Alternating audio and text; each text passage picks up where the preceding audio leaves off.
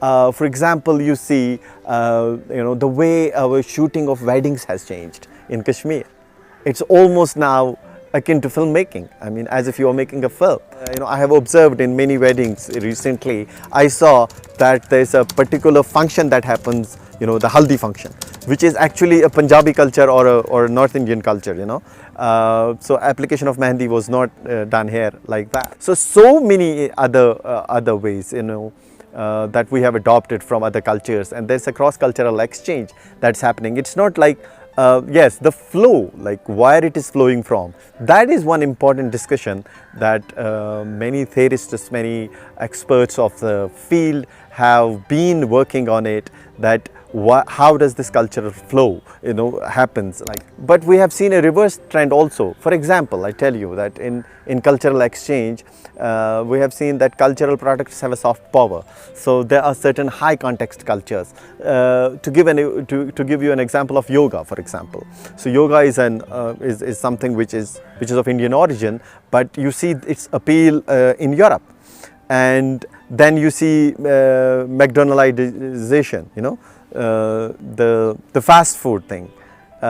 It originated in Europe, but it has huge impact in Kashmir and in this part of the world. But yes, one thing I can tell you for sure is that social media has definitely increased the pace of communication, and because of that increased pace of communication, the impact is deep and is very profound.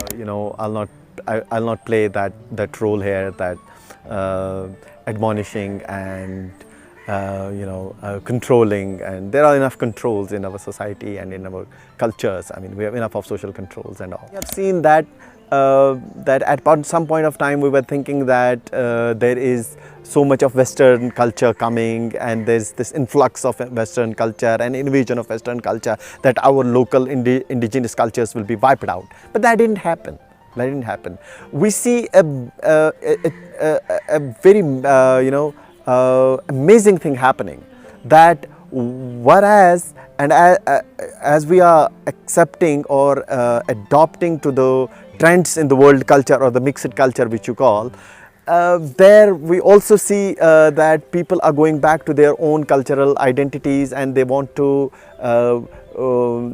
retain the cultural identities or some indigenousness.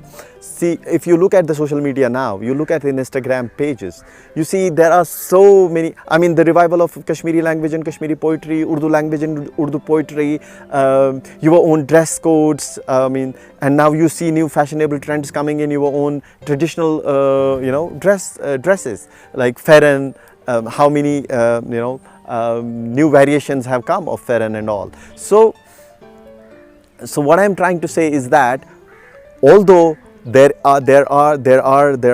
is a very profound impact of some particular cultural elements on other culture, but at the same time we see that there is this realization that indigenous cultural elements and identity has to be retained, and there's enough work being done on that also, and how social media is being used for that, that's also very amazing to see. So the perception that this democratization of media will lead to some kind of homogenization, that is not happening. I mean, rather what we see is that we see that there is an exchange happening, and while there is homogenization to some extent and level, but at the same time we see retention and preservation of indigenous cultural elements. Now they change, they do change. There is some change that happens in cultures, but the retention is also happening, and it is giving an opportunity you to appreciate other cultures. I mean, earlier what used to happen is that because of the hegemonic structure of mass media flow, because there was oligopolistic control or monopolistic control over the means of production and means of dissemination of information, but because of this new media, what has happened is that now each and every person in different parts of the world, I mean, has become his or her own publisher, his or her own producer.